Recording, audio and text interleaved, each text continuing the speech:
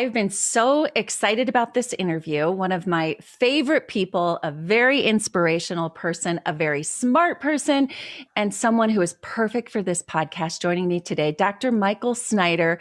Thank you. This is a topic that is difficult for a lot of men and women, and especially over the last year when we've had so much to worry about, thinking about weight and our health when we're just trying to keep our families in a good mental state is even harder. So thanks for joining me today. Oh, thank you for having me. I'm really excited about this after a long couple of days in the OR, slogging through cases and trying to make people healthier and happier. And I now get to talk to you about why I do it. What an amazing opportunity that is. Well, let's jump right into it. So why do you do it? And what do? You're the head of the center there at Rose Medical Center in Denver, Colorado. But I know patients come to you and you speak all over the world. So tell us a little bit more about you. So what I do is I'm a trained general surgeon. I've been board certified a whole bunch of times over. And my specialty is bariatric surgery, which if you don't know the word, it makes sense because I don't think anyone knows the word. It basically means the surgical treatment of weight. And I've expanded that to be a metabolic program for metabolic control and weight control non-operatively. And I run the program at Denver Bariatrics, my foundation, throughout HCA. And I run the bariatric program at Rose Medical Center. And I've done, 8,000 plus cases. I do about, 10 to 12 per week on average. Wow. Yeah. But for you, because I've known you for so many years, it's not just about surgery. It's not about fixing people through bariatric surgery, right? Yeah, for me, it's never been about surgery. Honestly, when I was a general surgeon originally, I did a lot of trauma and cancer surgery, and I was going to quit because I didn't really like it that much. I thought it was cool, technically interesting, and I didn't feel like I changed lives that much. And I know, I just get an assist. I don't really get to change lives. That's a big statement. But I wanted to be part of something more. I wanted to be part of life transformations and not touch base with someone and then leave them forever. So what happened is I found there was this whole group of people that everyone's treating their symptoms, but not the problem. And that was weight. And weight's, as we know, a scourge in America. We can talk about that. And so it was a chance for me to help them transform their life, be on their mission for what their life is, and have some hope. Hopelessness is the worst thing ever. That's the one thing that everyone dies from. And so my job is to kind of eliminate hopelessness. How do you do that? So I know you lecture. I am always so inspired by listening to you. And I've come to you over the years as a journalist for tips on weight loss. And what can we do? Do we count calories? Do we exercise more? And I know you have a very different view of that. Yeah. So the reason I always made time to talk to you, and I just love talking to you, is because I think it's not about the weight. It's never been about the weight. The weight is a reflection of so many things. And we'll talk about the scientific validity of different strata or amounts of weight to lose and what it means and how you can best do that if you want to do that. More important is what weight means to people. In this, social media public world, what happens is weight becomes everything. It sort of supersedes all the things that are of real value. And for me, it's become more poignant because I actually have starting an adolescent program and talking to 13, 14, and 15-year-olds about their monumental weight issues. And it's just so devastating that with these amazing minds and kids with all this potential, it's all about weight. And you and I know it's not about the weight. What do we do? So, I'm just going to dig right in because I know for a lot of people, a lot of women, a lot of kids, where do you start? Do you start counting calories? Do you start getting on an exercise program? Do you see a therapist? The great thing is, so you and I have talked about this before, and I'm very passionate about this. So in this day and age, everything that matters is what we think and feel. Oh my God, if you have thoughts and feelings, you pop your thumbs out, you type it on your little phone, and it's worldwide known. So you are known as the person that thinks this or feels this or believes this. I don't think it's that valid. I think it's your feeling, and it's great for you and your loved ones. What I care about is what you do. They always say the bridge between who you are and who you want to be isn't what you think about it or what you feel about it, but what are you going to do about it? So for weight, first of all, is to put it in a category of what that means to you, and then what are you going to do? And it's never monumental. Nothing worth doing is worth a monumental change. If it ruins your life or ruins how you live your life, it's probably not worth doing. Categorically, weight loss efforts are you give up something you love, or severely limit it, you take in something you hate, or you have to do something that you hate. That's really how weight loss goes. Right. Those are pretty much all the options. That's why people aren't successful, right? And none of those are sustainable. Every weight loss trial is 6 weeks because that's about how long you can white knuckle it through any experience. So anything that involves things that you've habitually failed at, you shouldn't do. So we can eliminate all those. So the small steps is what makes the difference. And the details of how you do it is very complex based on your strata of weight. If you're morbidly obese, if you're 80 to 100 pounds overweight, the cat's out of the bag. You're genetically set to have major weight issues. And that's a big bulk of the people that I work with, okay? That they have no chance of losing weight on their own. And that's why they come to me for bariatric surgery. Is that right? I mean, people who are 100 pounds overweight and they dedicate themselves to a lifestyle change, they can't keep it off? So if your BMI, body mass index, is a height weight ratio, everyone has a calculator. Go to my website about it if you want. It's just look up BMI calculator. It's not complicated. And your height and weight will give you a ratio.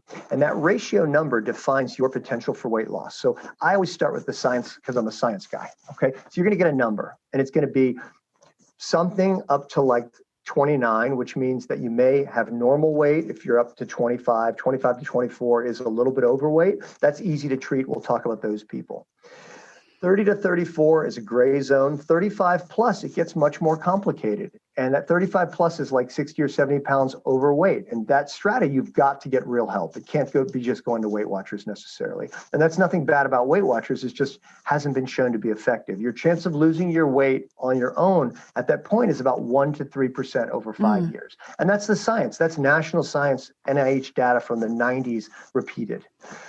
Exercising doesn't make you lose weight. That's a common thing that's been shoved down people's throat. And it's a terrible thing to do to people. Say, if you don't exercise, you're not going to lose weight. But shouldn't we be exercising to maintain weight? Oh, yeah. So that's what you said that's the sentence. That's going to be on my bumper sticker. Okay. So exercise is essential for everything you think it is. Libido, energy, mood, heart cardiovascular risk, lipid control, insulin control, exercise. Weight loss has never been shown to be helpful for weight loss. So exercise has never been shown to be helpful for weight loss, but it's essential for weight loss maintenance.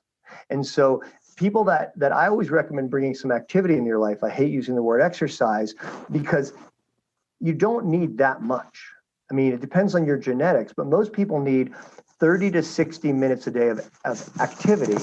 And the American College of Sports Medicine said back in 2019, it doesn't have to be all at once. So if you have your friend who's amazing and comes home from work and walks 60 minutes a day, power walks, that's awesome. If you walk 10 minutes, 6 times a day, you're getting the same results.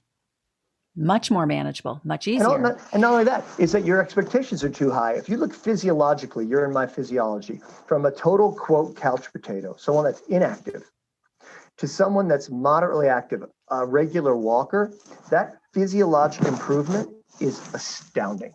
From that person to a Boston Marathon finisher, very little. They're not much healthier. So doing anything gets you so much in the bank.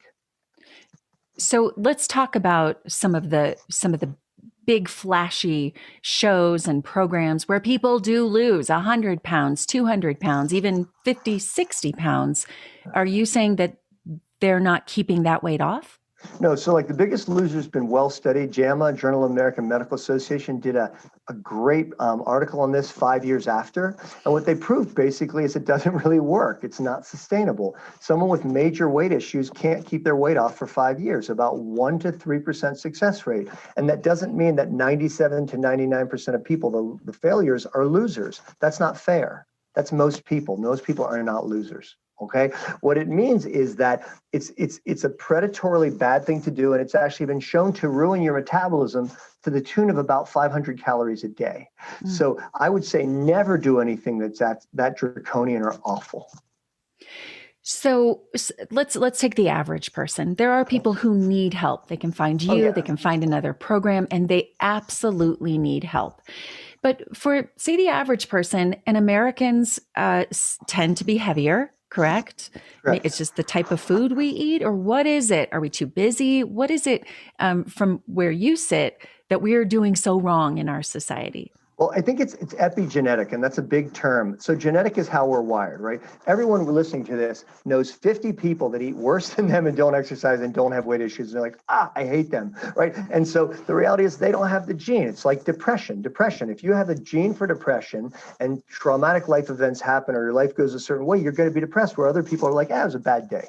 You're like, how can you not be depressed, right? And it's just how we're wired. So the epi is what happens to you that makes you have weight problems if you're genetically set. And it may be a little bit or a lot. So behavior of my family, half my family has severe weight issues, half are not. And that's just the way it is. And the problem with people with severe weight loss, with weight loss needs, is that they think something's wrong with them. They think they did something wrong. They think they have bad behaviors. It's our Facebook, Instagram world that tells you, well, if you do keto, you're going to get it together. Maybe you should do CrossFit. Or maybe if you really didn't eat refined sugar or gluten or something like that, you'll be better. And those things are just ludicrous because they've never been shown to be correct. Now, the people that have 10 pounds to lose, everything works for them. So they're out there telling you how they lost 10 pounds. No, A, no one gives a crap. And B, anyone can lose 10 pounds. Right? The question is, what do you do when it means something to you? And it's a real weight that's really ruining your life or your perspective. And that's probably what you and I need to talk most about. Yeah. And it really is. It affects people every single day.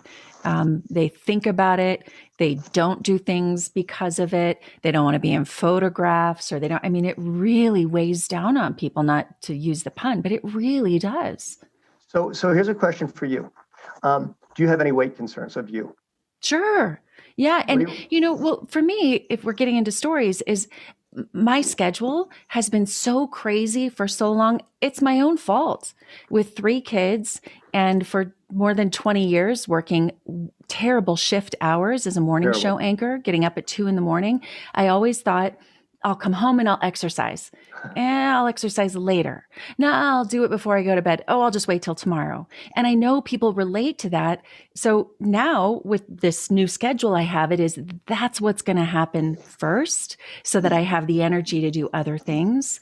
Right. But when you're so tired and you're just trying to keep all of the balls in the air, you take care of everybody first. That's a problem, especially for women my age.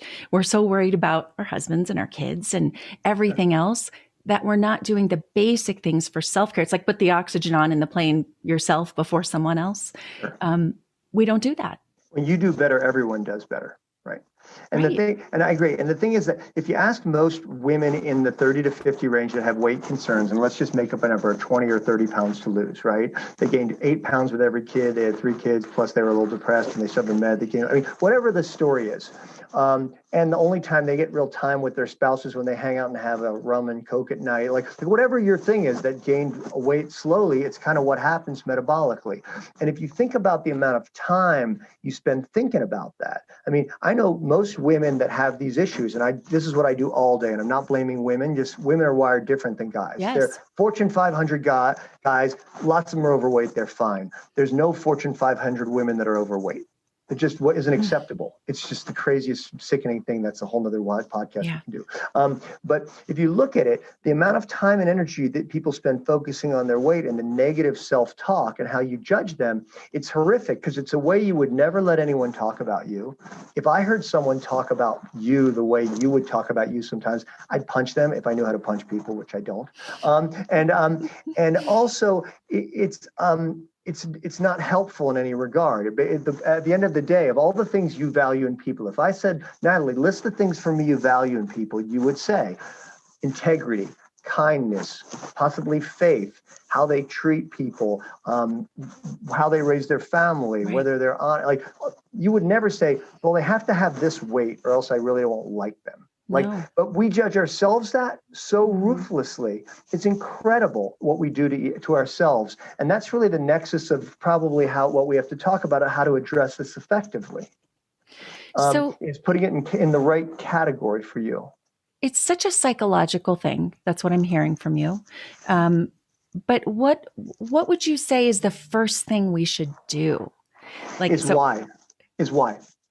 So people say to me, I want to lose 20 pounds. And I say, why? And they said, I want to weigh 20 pounds less.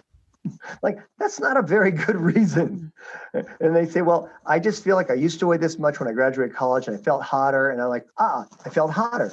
That's something. I want to feel hotter. That's a pretty good why. Or I want my husband to be more attracted to me. Well, your husband's pretty hot for you. He kind of thinks you're super attractive. You're like, yeah, but I don't feel attractive. So it's not that he possibly has that effect. It's that that's how you perceive yourself, that you're not as attractive. So to feel more attractive, I think that's a good reason if that's your why. If it's, I get uncomfortable. I'm just uncomfortable. I'm uncomfortable buying new clothes. I don't like the fact that I have to have new clothes all the time. I really want to be a size, 6 instead of a size 10. Whatever, that's your thing. That's fine. But you've got to define your why. And the why has to be non-scale goals. Scale goals mean nothing. If you say, I want to lose 10 pounds, that means nothing. What's it going to do for you? I want you to delineate clearly for me what it's going to do for you. Okay.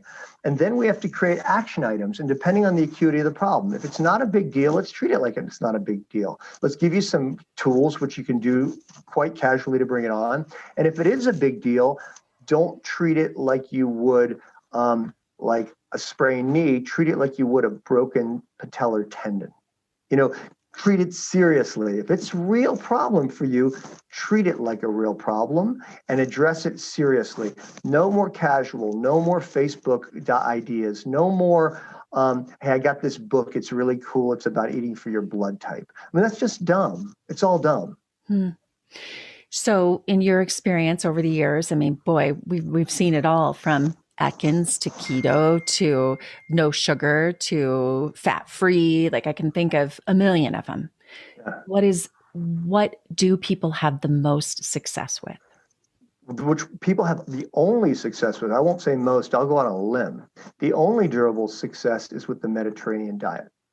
And I make no money from that, and no one can make money from that.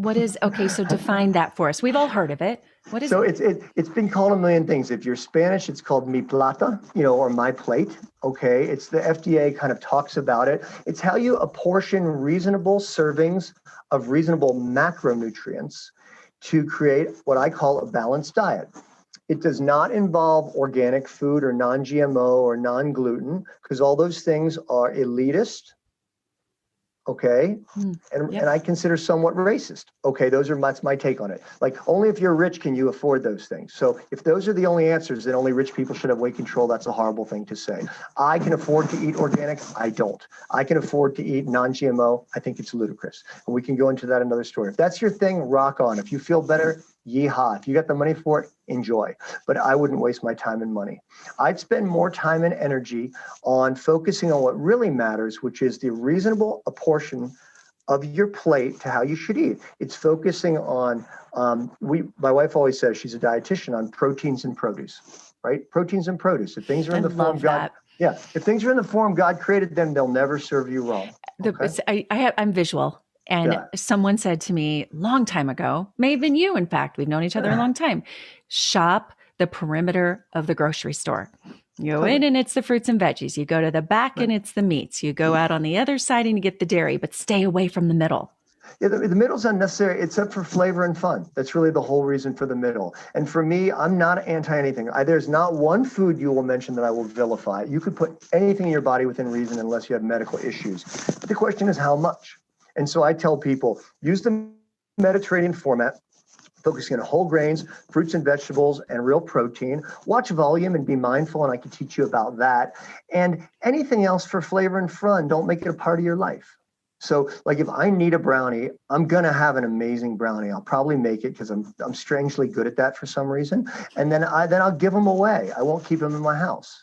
So I make one thing and eat it, and I make it amazing. If I go to dinner with you, we're going to have creme brulee. I'm not going to make creme brulee or pick it up to take home, right? So I tell people, I want you to be 92% good.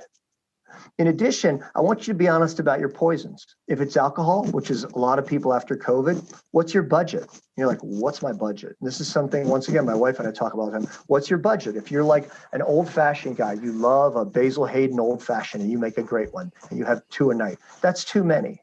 If you're like, I can have 4 drinks a week. Okay, either have one good night, don't drive, or portion it out. Like, you're dropping it, you're not saying no, but you're saying what's a reasonable consumption. That's very important to know your poisons. I'm acutely aware of my poisons and I know how to put them in perspective. So smart with everything. And for some of us, a lot of people, we're afraid to define that or write it down because that means we hold ourselves accountable. Yeah. And I think and what you're used to is being told no. There's no no. I think no is, unless someone's getting hurt, there's no no, or you're doing something weird. You know what I mean by that? Like, there's really no no. The no is what you're comfortable with. And I really would honor who you are. You're not a bad person for having a glass of wine. Unless that's what your faith is, or that's your thing, rock on. But the reality is that just put it in perspective. Yeah, a man should have maximum 1-2 ounce pour a night, kind of, or a woman probably the same. Man's actually 2, a woman's 1. And if that's your number, are you doing that? And if you really want to lose weight, that may be too much. Maybe you should do it just on Friday, Saturday, Sunday, or just date night, or just when you're with your spouse and you need to connect and you want to have a conversation and there's no technology. Make rules of engagement that make it more fun. Yeah. What about kids? Let's touch on that very quickly because we're modeling. We are modeling so much for our kids, be it alcohol or food, exercise, or as you say, activity. And I know you're starting this new program with kids. What advice do you have for us trying to help our kids learn the right way? It's amazing. It's like the $10,000 question, and this could be our next book. The thing about kids, it's the problem because kids are a toxicity. And I don't mean in terms of love and all that stuff. We love our kids. Kids are amazing. Kids are phenomenal.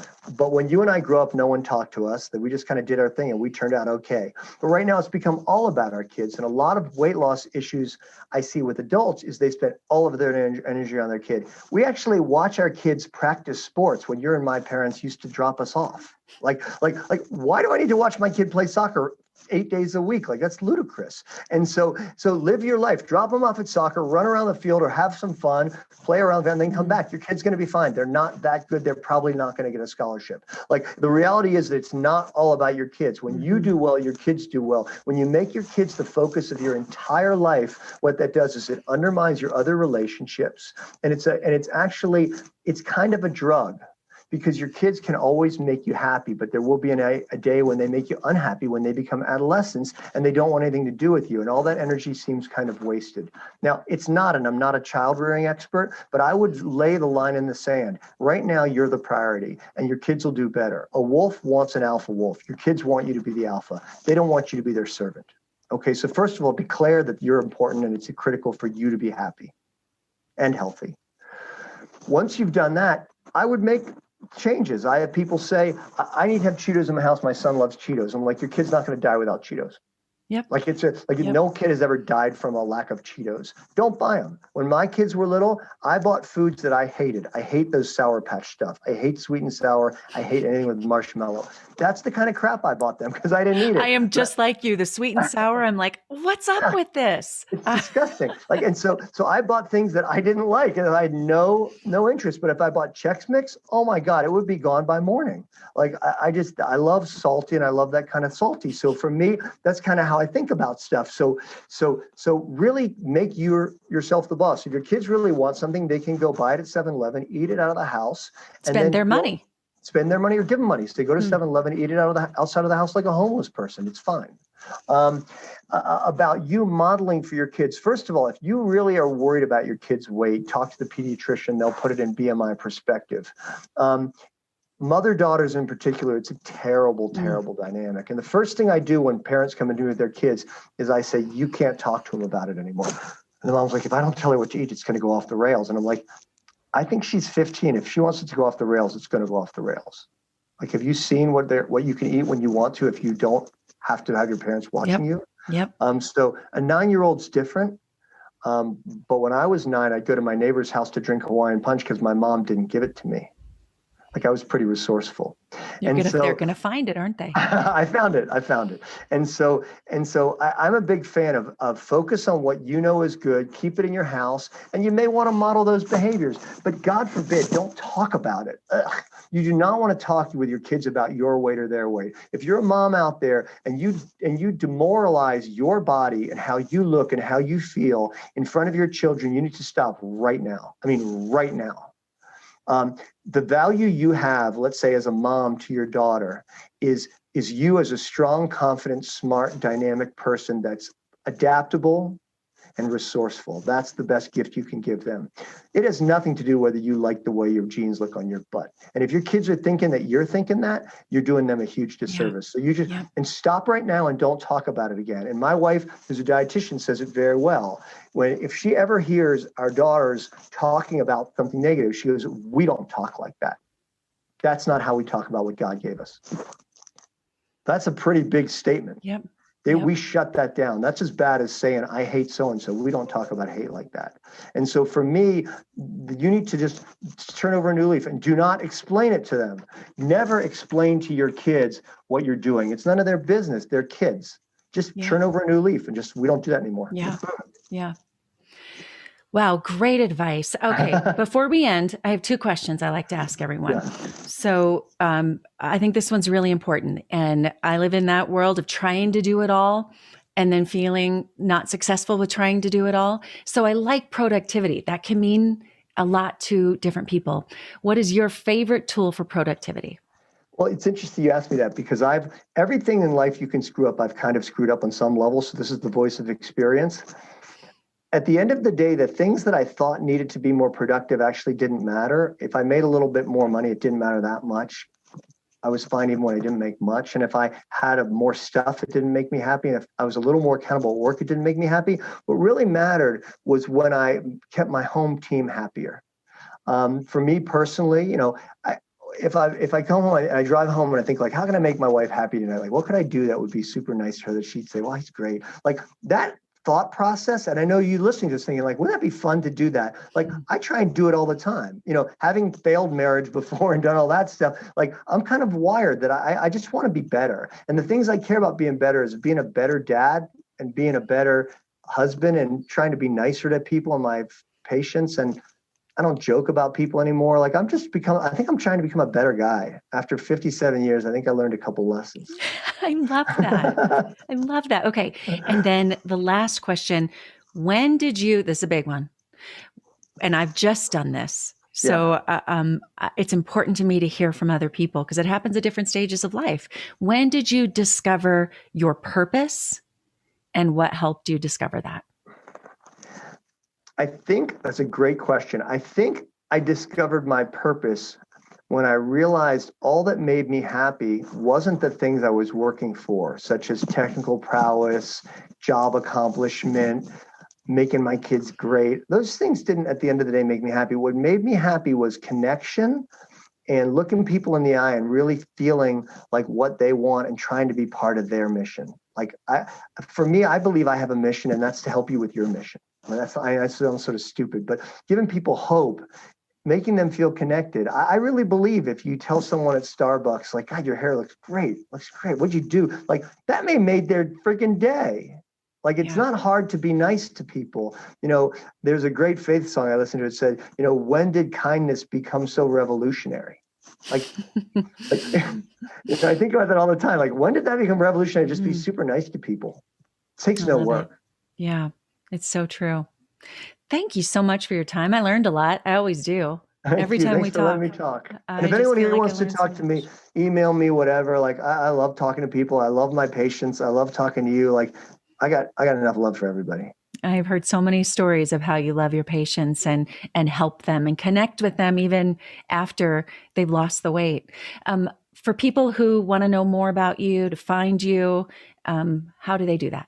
You just, Google Dr. Michael Snyder, or you go to denverbariatrics.com. Denver Bariatric is B as in boy, ARIATRICS. If you misspell it, Google will correct it. And then they can reach out to you and just email me. Give my cell phone. I don't care. I'll talk to anybody. You're the best. Thanks so much, Dr. Snyder. We really appreciate it. It's wonderful talking to you again, Natalie. You too.